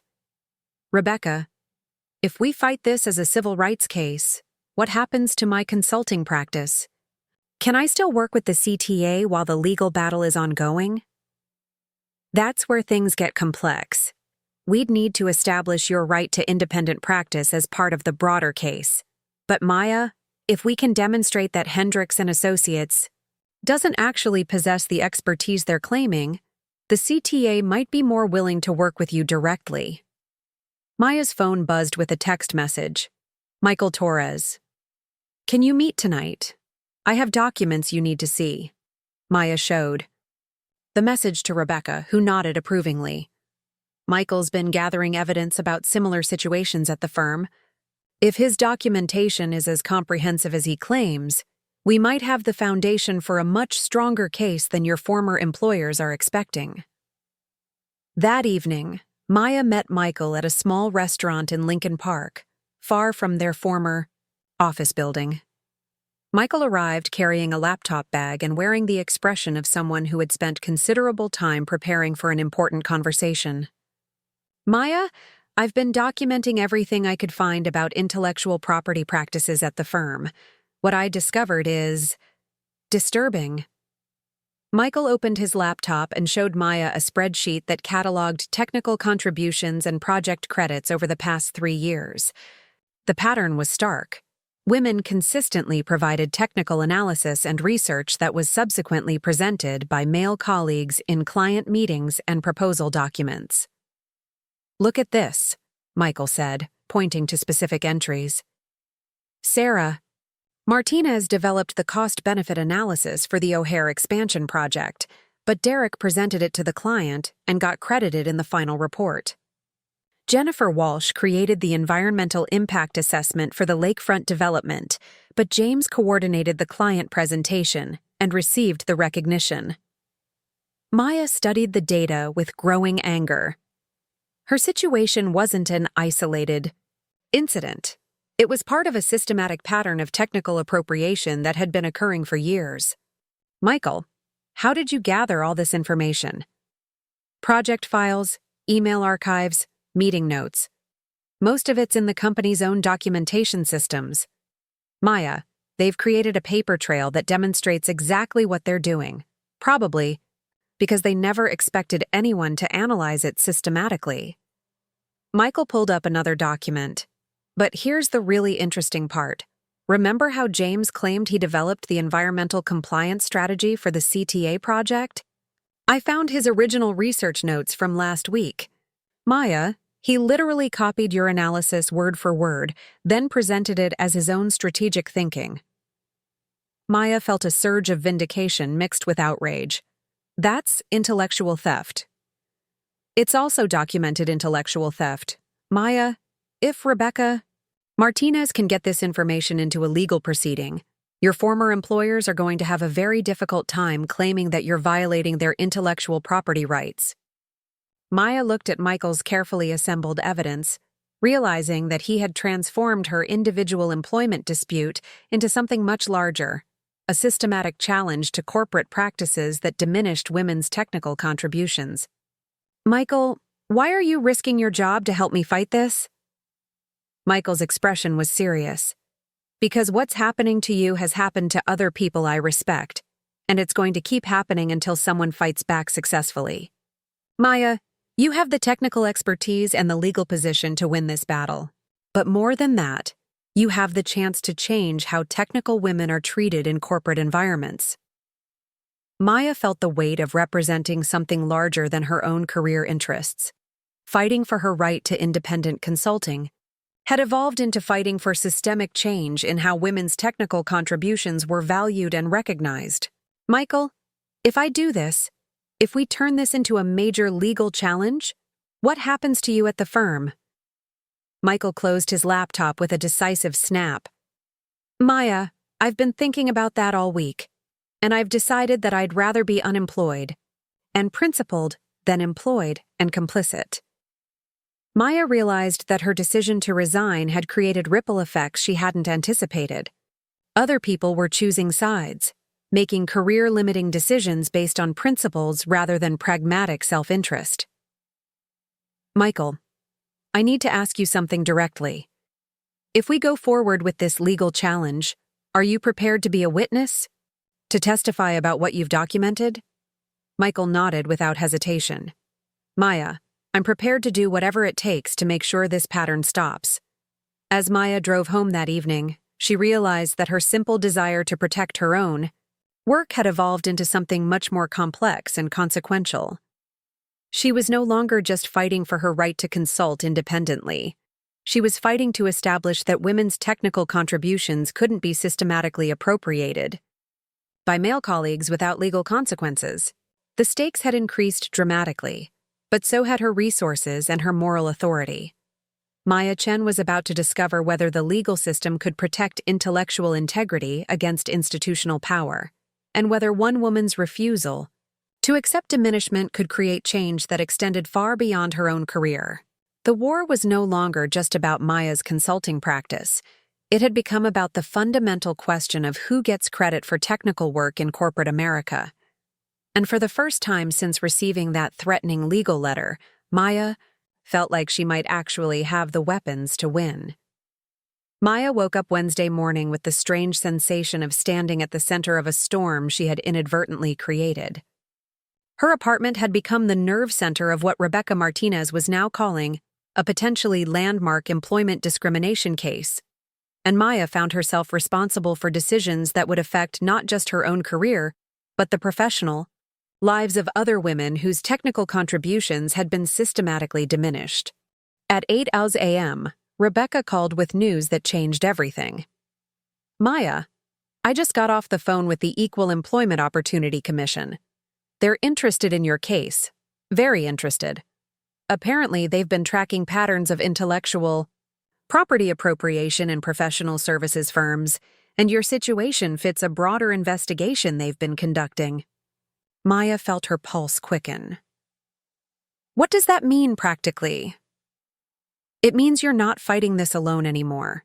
The EEOC has resources to challenge systematic discrimination that individual plaintiffs can't match.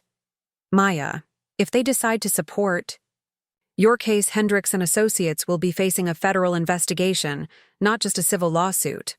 Maya sat down heavily in her kitchen chair, overwhelmed by the implications.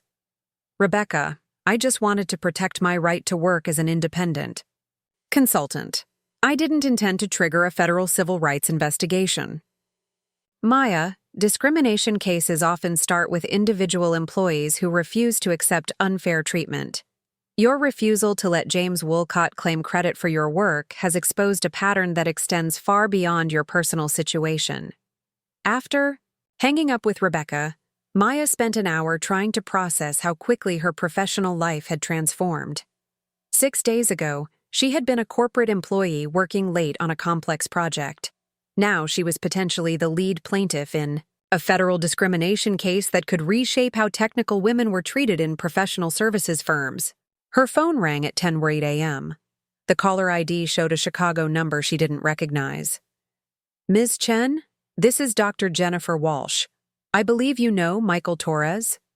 Maya remembered the name from Michael's documentation, the environmental engineer, whose work had been attributed to James Woolcott on a previous project.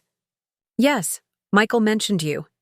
I understand you worked on the lakefront development project. Ms. Chen, Michael told me about your situation with the CTA project and about the legal challenge you're considering. I wanted you to know that I've experienced something very similar, and I'm willing to support your case in whatever way might be helpful. Maya felt a surge of gratitude mixed with sadness. Jennifer's offer to help meant that other women had been watching Maya's situation and recognizing their own experiences in her struggle. Jennifer, can I ask what happened with your project? I spent 4 months developing the environmental impact assessment for the lakefront development, soil analysis, water quality studies, regulatory compliance strategies. Then, James Woolcott took over the client presentations and somehow became the lead environmental consultant on the project. When the client praised the thoroughness of the environmental analysis, James accepted the recognition as if he had personally conducted the research. Maya closed her eyes, feeling the familiar anger that came with recognizing systematic injustice. Did you ever confront him about it? I tried. James explained that client management required strategic communication and that my technical expertise was being properly leveraged within the broader project framework.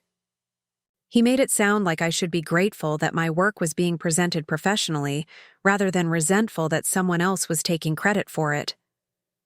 Maya recognized the language, the same corporate euphemisms that had been used to explain why her environmental compliance breakthrough needed to be presented by James rather than by the person who had actually developed it. Jennifer, would you be willing to document your experience for the legal case?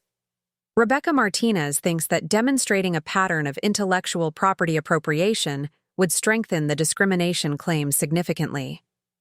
Ms. Chen, I've been waiting 3 years for someone to challenge this pattern. I'll provide whatever documentation you need. Over the next 2 hours, Maya received similar calls from 4 other women who had worked at Hendricks & Associates, or knew people, who had experienced comparable situations. Word was spreading through professional networks that someone was finally fighting back against the systematic appropriation of women's technical work. At 1 p.m., Maya's doorbell rang. She opened the door to find Tom Jacobson standing in her hallway, looking uncomfortable but determined. Tom, what are you doing here? Maya, I need to talk to you about something important. Can I come in? Maya led Tom to her living room, which had been transformed into a makeshift legal research center. Documents covered every surface, creating an environment that looked more like a war room than a residential space. Tom glanced around at the organized chaos, then sat down across from Maya with the expression of someone who had made a difficult decision. Maya, yesterday I told you that the CTA couldn't move forward with your consulting proposal while there was an active legal dispute. But after I hung up, I started thinking about the implications of what's happening here. Maya waited, uncertain, where Tom's thinking was leading. Maya, I've been working in public infrastructure for 23 years. I've seen a lot of consultants, a lot of proposals, A lot of people who claim expertise they don't actually possess. Your environmental compliance analysis was the most thorough and innovative work I've encountered in a decade. Tom leaned forward, his expression intense. Then James Wolcott shows up claiming to have developed your strategy, and when I ask him technical questions, he can't provide straight answers. Maya, if your former employers are trying to prevent you from consulting independently, they're not just hurting you. They're preventing the CTA from accessing the expertise we actually need. Maya felt a flicker of hope. Tom, what are you suggesting? I'm suggesting that the CTA has a responsibility to work with the most qualified consultants available, regardless of corporate politics or legal disputes. Maya, your environmental compliance strategy could save taxpayers millions of dollars and accelerate crucial infrastructure improvements. We can't let lawyer intimidation prevent us from accessing that expertise. Tom pulled a document from his briefcase. Maya, this is a letter I'm sending to Hendricks and Associates today. It states that the CTA's technical evaluation has determined that you personally possess the specialized expertise required for our environmental compliance consulting, and that any attempt to prevent you from providing those services would be contrary to public interest. Maya read the letter twice, hardly believing what she was seeing. Tom Jacobson was using his position as a CTA engineer to challenge her former employer's legal intimidation tactics. Tom, won't this create problems? For you professionally? Tom's expression was resolute. Maya, I became a public engineer because I believe infrastructure projects should be based on technical merit rather than political considerations. If I can't stand up for qualified consultants when they're being intimidated by corporate lawyers, what's the point of my professional judgment? After Tom left, Maya called Rebecca Martinez to report this unexpected development. Maya, this changes the legal dynamics significantly. If a government agency is stating on the record that you possess irreplaceable expertise, it becomes much harder for your former employers to claim that preventing your independent practice serves any legitimate business purpose. Rebecca's voice carried the excitement of an attorney who had just received evidence that transformed her case strategy. Maya, I think it's time to go on the offensive. Instead of just defending your right to consult independently, I want to challenge Hendricks and Associates claims that they possess the expertise they're marketing to clients. What would that look like? We demand documentation of James Wolcott's qualifications to manage environmental compliance projects. We request details about his research methodology, his regulatory expertise, his track record of successful implementations. Maya, if we can demonstrate that your former employers are marketing expertise they don't actually possess, we turn this from a case about your employment disputes into a case about corporate fraud. Maya felt the strategic landscape shifting in her favor. Rebecca, what would be the next steps? Tomorrow morning, we file a comprehensive response to their legal threats. We don't just deny their claims. We challenge the fundamental premise that they own environmental regulatory expertise. And Maya, we make it clear that any attempt to prevent your independent consulting will be met with counterclaims about systematic discrimination and fraudulent business practices. That evening, Maya sat in her apartment reviewing the documents that would be filed in court the next morning. The legal language was complex, but the basic argument was simple. Environmental regulatory compliance was professional expertise that belonged to qualified practitioners, not to the corporations that employed them temporarily. Her phone rang at 8:00 p.m. Michael Torres appeared on the caller ID. Maya, I have news. Big news. What happened? Patricia Hendricks called an all-hands meeting this afternoon.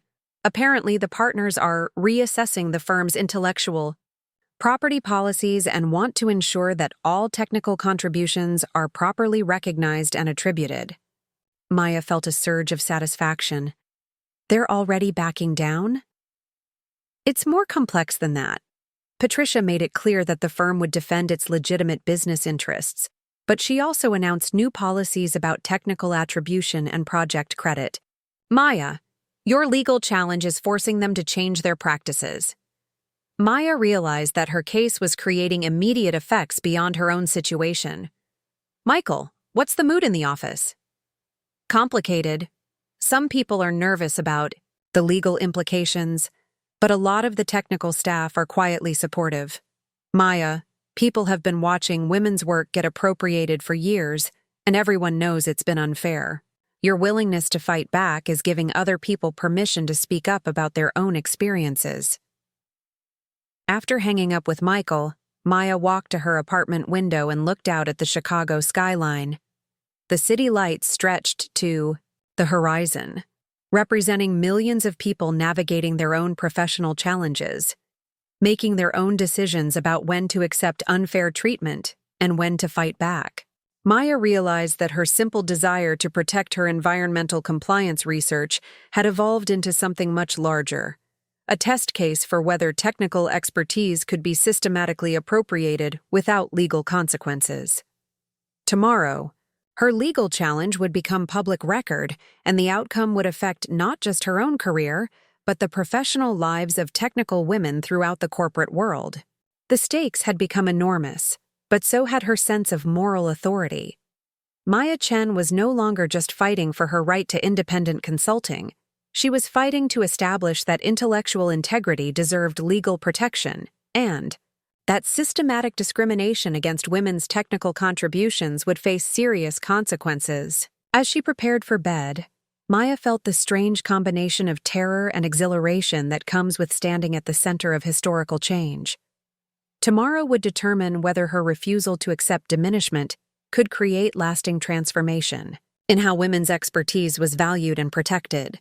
The war for intellectual integrity was about to become a matter of public record, and Maya Chen was ready to discover whether justice was more powerful than institutional inertia. At 11:00 p.m., Maya received one final text message of the day from a number she didn't recognize. Ms. Chen, my name is Dr. Sarah Kim, and I'm a structural engineer at Morrison Associates. Michael Torres gave me your contact information. I've been following your case, and I want you to know that women engineers across Chicago are watching and supporting your fight. You're not alone in this battle. Maya set down her phone and smiled for the first time in days. Her individual employment dispute had become a collective challenge to systematic discrimination, and she was discovering that technical women across the city had been waiting for someone brave enough to fight back publicly. The game had evolved, far beyond corporate politics or legal intimidation. Maya Chen had accidentally started a movement, and tomorrow the world would learn whether that movement was powerful enough to create lasting change in how women's intellectual contributions were valued and protected. The revolution in technical recognition was about to begin, and Maya Chen was about to discover whether one woman's refusal to be diminished could transform an entire industry. Thursday morning arrived with the kind of crystalline autumn clarity that made Chicago look like a city capable of solving any problem through sheer determination. Maya woke before her alarm, her mind already cataloging the day's critical tasks: final review of legal documents, coordination with Rebecca Martinez, and preparation for what would likely be the most consequential day of her professional life. At 7 a.m., Maya's phone rang with a call that changed everything she thought she understood about her situation. Maya, this is Rebecca. I need you to sit down. We just received a very interesting communication from Hendricks and Associates. Maya felt her stomach tighten. What kind of communication? They want to settle. Maya, they're offering to withdraw all legal challenges to your independent consulting practice, provide written acknowledgement of your expertise in environmental, regulatory compliance, and pay a substantial financial settlement in exchange for your agreement not to pursue discrimination claims. Maya felt disoriented by the sudden shift. How substantial? $250,000 plus professional references and a non-disparagement agreement. Maya, they're essentially offering to pay you to go away quietly. Maya walked to her kitchen window, looking out at the morning traffic while processing this unexpected development. Rebecca, what does this mean?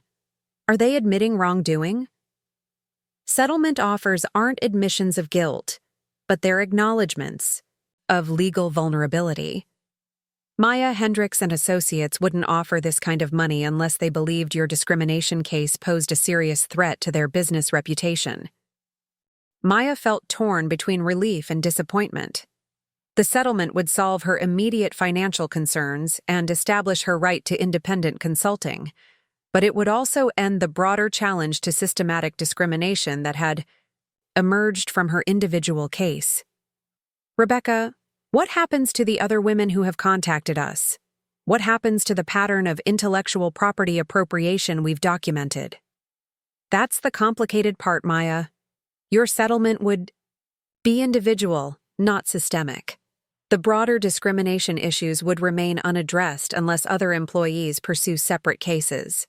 Maya realized she was facing the classic dilemma of social change: accept personal victory that left systemic problems intact, or continue fighting for broader transformation that might fail entirely. Rebecca, what's your professional recommendation? Maya, that depends on what you're trying to achieve. If your goal is personal financial security and professional independence, this settlement accomplishes everything you need. If your goal is changing how technical women are treated throughout the industry, the settlement accomplishes nothing meaningful. Maya asked Rebecca to delay responding to the settlement offer until she could consult with the other women who had contacted her. This decision felt too important to make unilaterally. At 10 a.m., Maya convened a conference call with Jennifer Walsh, Dr. Sarah Kim, and 3 other women who had experienced similar intellectual property appropriation. The conversation took place in Maya's living room, with her laptop open and legal documents spread across her coffee table. The question we're facing, Maya explained, is whether to accept a settlement that resolves my individual case or continue fighting for systemic change that could fail completely. Jennifer Walsh was the first to respond. Maya, I understand the temptation to accept personal resolution, but what happens to the next woman whose work gets appropriated? What happens to the technical contributions that are being attributed to male colleagues right now? Dr. Sarah Kim's voice carried the weight of long experience with corporate discrimination. Maya, I've been a structural engineer for 15 years, and I've watched countless women's technical innovations get credited to male supervisors. Your case is the first time I've seen anyone with the legal resources and documentation to challenge this pattern systematically. Maya felt the responsibility of representing something larger than her own professional interests. What if we lose? What if continuing the legal challenge results in no settlement, no systemic change, and years of expensive litigation? Maya, said Dr. Emily Rodriguez, an environmental scientist who had contacted her the previous day, what if we win? What if your case establishes legal precedent that makes intellectual property appropriation too expensive for corporations to continue? The conversation continued for nearly an hour, with each woman sharing experiences that demonstrated the pervasive nature of the problem Maya's case had exposed. By the end of the call, Maya understood that her individual employment dispute had become a symbol of broader struggles that technical women face throughout their careers. After hanging up, Maya called Rebecca Martinez with her decision.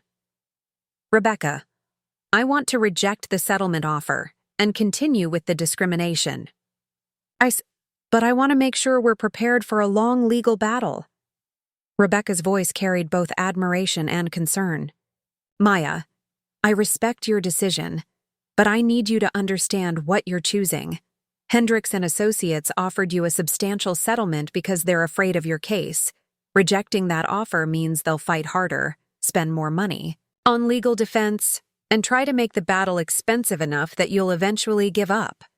What would continuing the case require from me personally? Months of depositions, document production, expert witness preparation, and media attention that you can't control.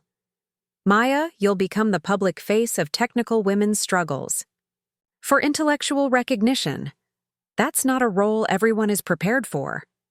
Maya thought about her parents, who had sacrificed everything so she could have professional opportunities they never had. They had taught her that worthwhile achievements required accepting risks that more cautious people avoided. Rebecca, how do we make this case as strong as possible? We expand it beyond Hendricks and Associates. Michael Torres has been documenting similar patterns at other professional services firms. If we can demonstrate that intellectual property appropriation is a widespread industry practice, we transform your individual case into a class action that could affect thousands of technical women. Maya felt both exhilarated and terrified by the implications. Rebecca, what would a class action lawsuit look like? It would mean representing technical women throughout the professional services industry who have experienced systematic appropriation of their work. Maya, we'd be challenging not just one firm's practices, but an entire industry's approach to crediting technical contributions. At 2:00 p.m., Maya received a call that demonstrated how quickly her situation was evolving, beyond her individual circumstances. Ms. Chen, this is David Park from the Chicago Tribune. I understand you're involved in a discrimination case that raises important questions about how women's technical work is valued in corporate environments. Would you be available for an interview? Maya felt her privacy disappearing in real time. How did you learn about my case? Court filings are public record, Ms. Chen.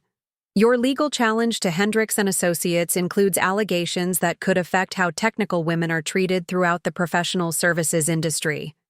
This story has significant public interest implications. Maya realized that her legal case would become public knowledge whether she wanted media attention or not. The question was whether to participate in shaping the narrative or let others define her story. Mr. Park, if I agreed to an interview, what aspects of the case would you focus on? The broader questions your case raises about intellectual property, gender discrimination, and corporate practices in professional services. Ms. Chen, your situation illustrates struggles that many professional women experience, but rarely have the resources to challenge legally. Maya asked for time to consider the interview request, but she understood that media attention was now inevitable.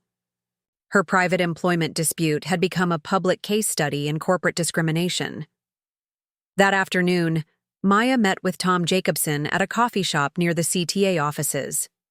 Tom had requested the meeting to discuss practical next steps for the environmental compliance consulting project.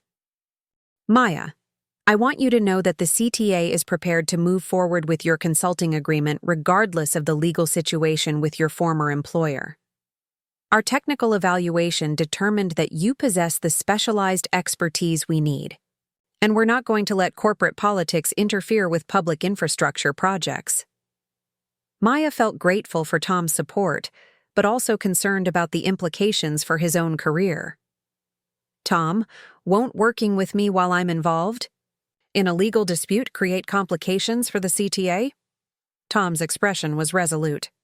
Maya, the CTA has a responsibility to Chicago taxpayers to work with the most qualified consultants available. Your environmental compliance strategy could save millions of dollars and accelerate crucial infrastructure improvements. We're not going to sacrifice public benefit because your former employers are unhappy about your independent practice. Tom pulled out a contract document. Maya, this is our formal consulting agreement. It includes provisions that protect both you and the CTA from any legal challenges related to your expertise or your right to provide independent consulting services. Maya reviewed the contract, recognizing that Tom was using his institutional authority to protect her professional independence. Tom, this means a lot to me personally, but it also establishes an important precedent about expertise and corporate ownership. Maya, that's exactly why I'm doing this. If government agencies can't distinguish between genuine expertise and corporate marketing claims, we end up with inferior technical solutions to public problems. After signing the consulting agreement, Maya felt a surge of professional validation. Despite the legal challenges and corporate intimidation, she had successfully established her right to independent practice and secured the client relationship that made her expertise valuable. That evening, Maya received a call from her mother.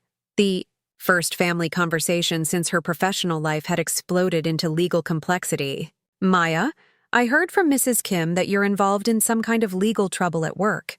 Is everything all right?" Maya realized she had been so focused on the legal and professional implications of her situation that she had neglected to keep her family informed about developments that would affect their perception of her career stability. "Mom, it's complicated, but I'm not in legal trouble. I'm challenging unfair treatment at my former job, and it's become a bigger case than I originally expected." Maya spent 20 minutes explaining the situation in terms her mother could understand. The months of research, the appropriation of her work, the decision to resign and consult independently, and the legal battle that had emerged from her refusal to accept diminishment. "Maya, are you sure you're doing the right thing? Fighting with powerful people can be dangerous for your career."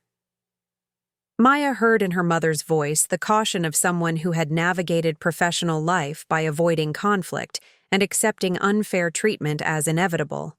"Mom, sometimes fighting unfair treatment is the only way to change it. And sometimes individual cases become important for other people facing similar problems." "But Maya, what if you lose? What if this legal battle damages your reputation?" Maya looked around her apartment, which had become the headquarters of a legal challenge that extended far beyond her individual circumstances. "Mom, what if I win? What if this case makes it harder for corporations to steal women's technical work?" After hanging up with her mother, Maya realized that her legal battle represented a generational shift in how professional women responded to systematic discrimination. Her mother's generation had often accepted unfair treatment as the price of professional participation. Maya's generation was beginning to demand legal protection for intellectual contributions. At 9 p.m., Maya received a text message from Michael Torres. "Maya, you need to see tomorrow's Tribune. David Park's article about your case is front-page business section. The story is bigger than we realized." Maya felt a mixture of anticipation and anxiety about media coverage she couldn't control. Her private employment dispute was about to become public discourse about gender discrimination in professional services. At 10 p.m., Rebecca Martinez called with an update that demonstrated how rapidly the legal landscape was evolving. "Maya, we just received discovery requests from Hendricks and Associates that suggest they're preparing for a much more aggressive defense than we anticipated. They're demanding detailed records of your communications with other employees, your documentation methods, and your coordination with potential witnesses." Maya felt the legal battle intensifying. "Rebecca, what does that mean practically?" "It means they're trying to portray your case as a coordinated attack by disgruntled employees rather than a legitimate challenge to systematic discrimination.